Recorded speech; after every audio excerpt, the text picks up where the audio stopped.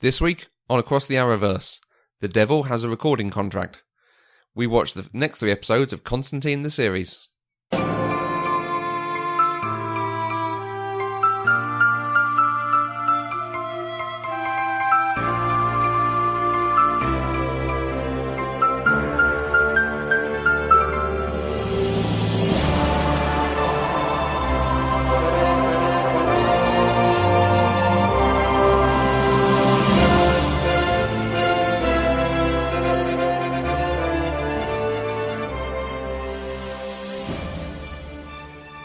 Hi everyone, and welcome to the show. I'm your host Matthew Vose, and I'm joined as always by Catherine Kay. Hey everybody. This week we have watched the next 3 episodes of Constantine, the TV series. The episodes were The Devil's Vinyl, Feast of Friends, and Danse Vaudou. Dance of Voodoo. Who knows? Dance of Voodoo, maybe? Maybe, yeah, that possibly. My French is rubbish. The only thing coming up on Google is information about the episode. So I don't know if it means anything. We Good. could Google Translate. We could. That is always an option. I'm not going to. Fair enough. How do we think we did this week? We had an introduction last week to all our main characters, but this time we've gotten to know them a little bit better. They've had a bit more insight into some of them. So how do you think the series has developed? Slowly, but I do think it has developed. I feel like I am enjoying it more as it goes on. Although, I mean, I didn't really enjoy The Devil's Vinyl that much. Yeah. I thought that was a bit naff. And at the point of The Devil's Vinyl, I was feeling like they were focusing so much on building the world and introducing the characters that they were forgetting to write a good plot for the episode that particular week. Yeah. I feel that's got better, and it might be because I'm starting to settle in with the characters themselves. And I'm enjoying some of the characters more, some of the characters less. Okay. In particular, though, I'm starting to enjoy some of the interplay between certain characters. Okay. So they've started being able to write relationships. Yes. As well as just the core character stuff they started with. Yes, okay. I think so. Yeah, that first episode of The Devil's Vinyl, I think my main reaction is it was just a bit much at times. The vinyl turning everything frozen. When people would hear it, they would look demonic or have blood pouring out of them or try to stab themselves and just go very, very nuts from it. It was just all too much. It didn't feel like a quiet malevolence. It was cheap horror stuff. Yeah, and it felt to me that if this thing was quite as powerful as it appeared to be, it wouldn't have been left mouldering in a wall for however many years. Yeah. You know, it would. I don't know. It just felt. I think it's very convenient when these mystical artifacts that could actually control everyone around them happen to be just found, like, underneath some floorboards in the desert, like the film. And, oh, yes, yeah, of course. Yeah, the Spear of Destiny is just like found kind in of Mexico. Hanging out in a shallow ditch. Yeah. You know, I find that a little bit lazy in terms of writing. You know, hey, we've got to have a MacGuffin. Is that the correct use of MacGuffin? That is a MacGuffin. Yay! Yes. I have successfully MacGuffined. Excellent. But, you know, it's a very convenient thing to hang a very loosely written plot around for an episode, isn't it?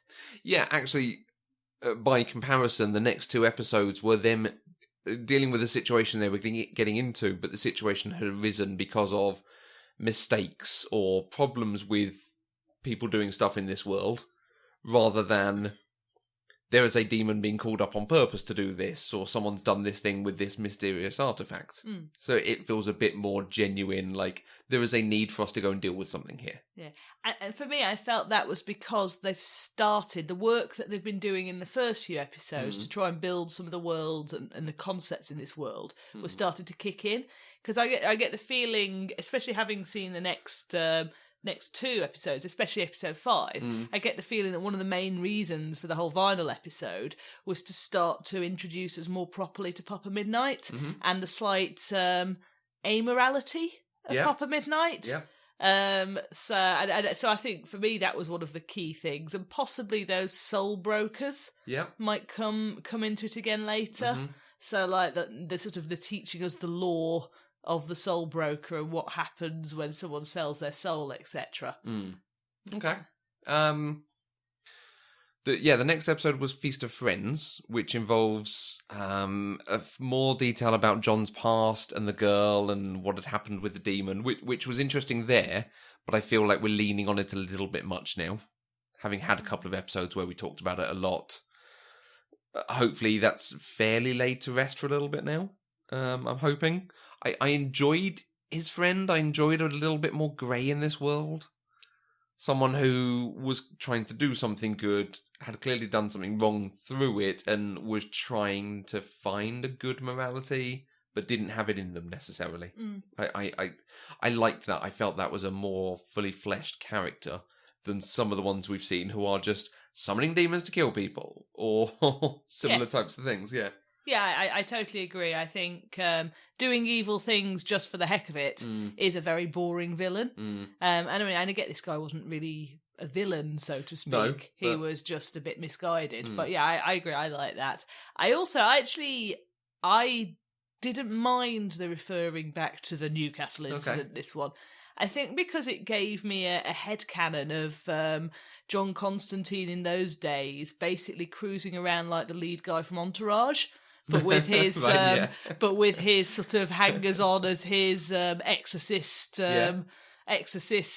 groupies, and so I've got a vision of him as this real cocksure, wisecracking. I can deal with anything, taking risks, showing off to his mates type northern lad, and actually possibly one of the reasons he's so dark now is that gave him that real shock and to the system that actually he's not all that. Just how wrong things can go.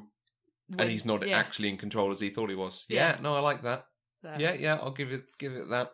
And the references to them being in a band, and they were just having fun and not really taking it seriously as perhaps he should now. Yes.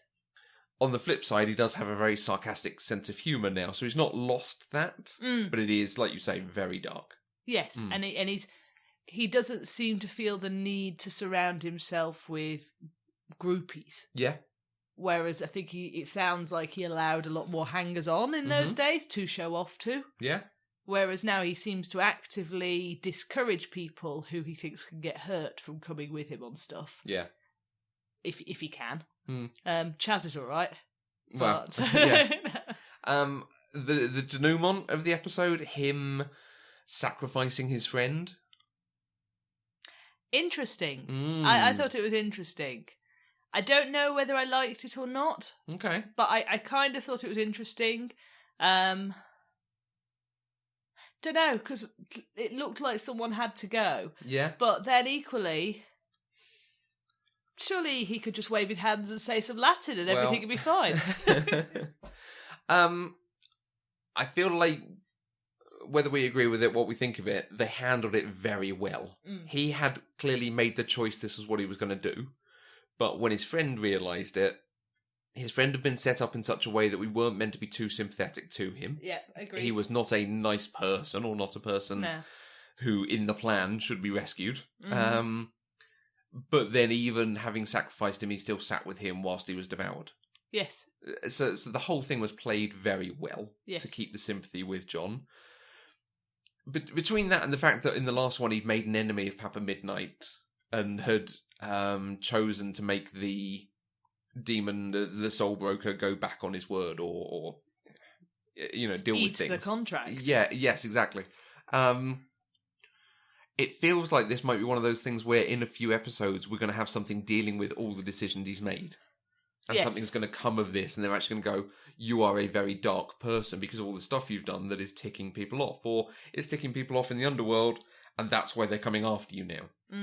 A bit like Ally McBeal, the first season, had a number of random incidents of her shouting at people, falling out with people, doing strange things. And then it ended up with her being sued and possibly, I think they were trying to disbar her. Okay. Because of all these incidents that had seemed very small, but it built up. Right. Parks and Rec season 5, Leslie Knope trying to do good for the town, but it was imposing a soda tax and forcing places to close down or change the way they charge things, and making a video store become an adult video store. Right. Things like that actually, whilst each incident on its own was her trying to do good, when taken together, people weren't happy with her. Yeah. Yeah, I hope so. I hope so. I do think, though, like, he's ticking people off, but there does seem to be a core thread of morality in these decisions. Yes, yeah. Yeah. Yeah, he is still trying to do the right thing, sometimes not necessarily in the right way. Should have taken his friend through those steps rather than getting to the point of sacrificing him. Yeah. Or not even necessarily have made the decision himself, which he had done. Yes, I think that, yes. Hard. And then that last episode was just much broader than any of the rest we'd had before. Each person had their own bit of the story. Chaz got to do something, Zed got to do something, she had a thing with the policeman, John Constantine was off doing his own thing at the same time. It felt much more assured than anything we've seen before. I think we're beginning to see what the show could be by this point. Yeah, it was a genuinely interesting story. It wasn't just, oh, evil demon, haha, Latin dead demon. Yeah, it was an interesting story, and I very much liked and this is what I meant by when I was saying I liked some of the relationships that are developing. I like the John Papa Midnight relationship, the interplay there, and the sense of a powerful gang coming together for the final story. Yeah. I can see that they will be fighting side by side by the point, or I think they'll be fighting side by side at the point that the rising dark makes itself felt. Hopefully by episode 13. Well, we'll see. I'm not sure they're going to be on the same side. Really? That's interesting, yeah. Because I see Papa Midnight as against the demon world, but not necessarily wishing to fit in with the morality of the human world. I see him as sort of almost like a gang leader, basically. Is it a bit like the Ancient One from Doctor Strange, trying to use the power of the darkness to do good acts? And not necessarily good acts, but being willing to take the grey that comes with it. Maybe, although I sense more self-interest in Papa Midnight. True. I'm struggling. I'm sure there are cultural references that I could draw on, but I'm struggling to think of any of them at the moment. I can only explain my world in reference to other films. So, we got a lot of backstory or hints at backstory. That meta story that we've got going on about the rising darkness. We got stuff about John and his, was it parents or just mother? There was a reference that Papa Midnight threw. Yeah. Should I ask your mother to speak to you as well? Yes. Things about Papa's sister. Yes. Being in hell. Yeah. Quite an interesting thing, wanting to speak to them. And the cliffhanger closing moment was about he will be betrayed by someone close to him. Yeah. Now, I feel like we are meant to think that's Zed, which makes me think it's going to be Chaz. Just by trying to do some sort of misdirect. Possibly, yeah. Any thoughts? I don't know. I think you're right. Or Gabriel. Oh, the angel. Yeah. No, I don't think it's Gabriel, but... Is he not? The angel. Manny, was it? Manny? Yeah. I don't know. I'm still quite fond of Chaz. I don't want Chaz to be the betrayer. Well, okay, so Chaz, that was the first time he really got to do anything in these three. Yes. Chaz was a very small part in the other two episodes. Yes, unfortunately. But in this, he was hunting down the woman stabbing people, the inciting incident, as it was. He got killed, he came back to life, so we clearly need to have that explained more to us. And he seemed to figure it out that by asking her questions, she couldn't then continue what she was doing. Yes. I suppose I enjoyed the joy he got from figuring that out. That I think that's why the Chaz character, despite actually not doing an awful lot, continues to appeal to me. Right. He can take a sort of not a childlike joy, but he's still got enthusiasm for the world. Yeah. In a way that Constantine doesn't, and Zed is still currently too puzzled to show. But yeah. Okay. I thought the Zed mysterious background was interesting. I want to hear more about Zed's background. Yeah. Yes, a little bit more of a reveal about her coming down the line, maybe. All throughout all three, we're seeing her having powers more. Her ability as visions. And these really are like the visions of Angel. Yeah. Her getting extra clues to help them on the path for what they're trying to do. Oh, she's seen a tiger. Oh, there's a club called Tiger. Hey, let's go and check that out. Yes. A little bit Nancy Drew with visions. Yeah. I thought it was interesting that Constantine's friend almost used her powers as a weapon against her. I don't actually think he was clever enough to have done that deliberately, really. Okay. But it was convenient. I think he was doing it deliberately, but to stop her coming after him when he's trying to sacrifice himself and do the right thing. Yeah. So. But yeah, I thought that was interesting, and I think we're possibly going to have episodes in the future where she touches someone who makes her faint. Okay. Do you know what I mean? Where the powers have a slight dual edge to them. Right. Okay. I'm thinking the end of Unbreakable. Have you seen it? Yeah, the owner of the coffee shop, or the comic shop's the evil person? Yes, but the end of it is he realises he can sense evil things in people by touching them. And so he stands in a train station with his hands out and picking up on the bad things people have done to see if there's anyone he should be tracking down. I wonder if there's that sense, that sort of twist of she might actually be able to find out what people have done. I think I need to watch Unbreakable again. Okay. It's a good film. Okay, Constantine. Back to the thing we're discussing. Constantine himself, not too much character growth, but like I say, more revelations. Yeah, my feelings about him haven't changed. I am very much ambivalent about him as a character. I think. I think he's fine. I do think he's a pastiche of a variety of other characters that have had popular TV series. Right. But he works. Yeah. He does a good Latin spell. There was a lot of that. I think there was one episode where you even said, "Oh, we've not had any." Oh no, he started. Yeah, exactly. But I shouldn't be too mean. I am overall feeling a lot more positive about Constantine, the TV series, at this point than I was when we last recorded. Okay, that's good. Yeah. Yeah. I definitely think these three, by that last one, is definitely improved. It was interesting watching this coming from watching a couple of episodes of Criminal Minds. And for a period there, we couldn't tell the difference between the shows. It really was. Following bad people doing bad things. It really was. Which episode was it? Well, that was the Devil's Vinyl. So it started off just, oh, there's dead things. Oh no, what's going to happen? Oh no, now there's fire and ice and stuff. I would actually definitely equate the plotting of the Devil's Vinyl to the plotting of a filler episode in a Criminal Minds series. Yeah, but a filler episode rather than a key sort of overarching plot episode. But still doing some of that procedural. Yeah. Yes, definitely. Jimmy, was he called Jimmy, the New Orleans cop? Oh yes, we had that cop who was in it briefly. Yeah, but what was all that about him being covered with blood at the end? Because he wasn't one of Papa Midnight's ghosts. No, yes. Okay, so she had a vision of him at the very end, possibly dying, possibly being injured with some magic stuff going on. So maybe a connection to the wider sort of magic world of the DC. Yeah, because I suppose that was making me think, are her visions of things that have happened, things that are happening, or things that will happen, or all of the three?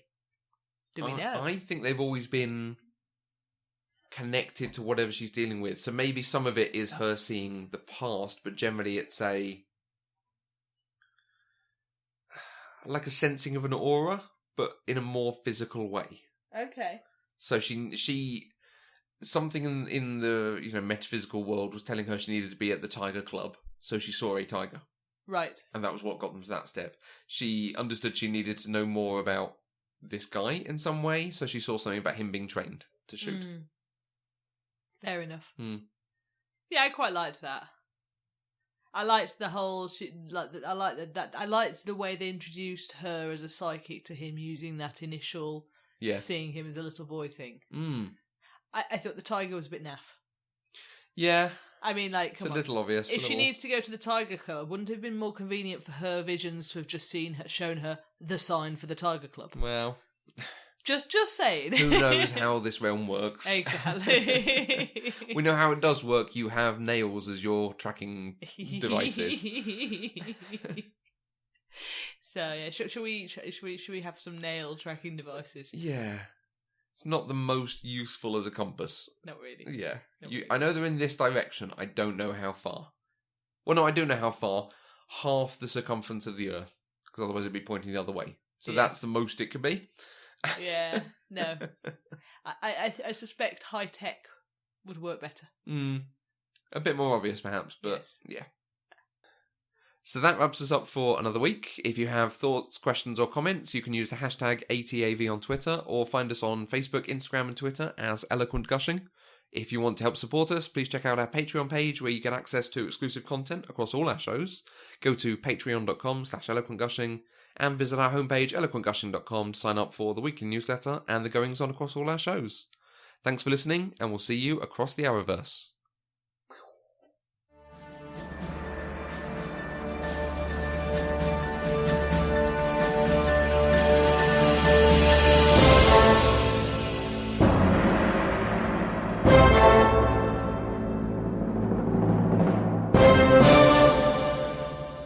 Across the Arrowverse is an Eloquent Gushing production. For more shows you'll love, please visit eloquentgushing.com.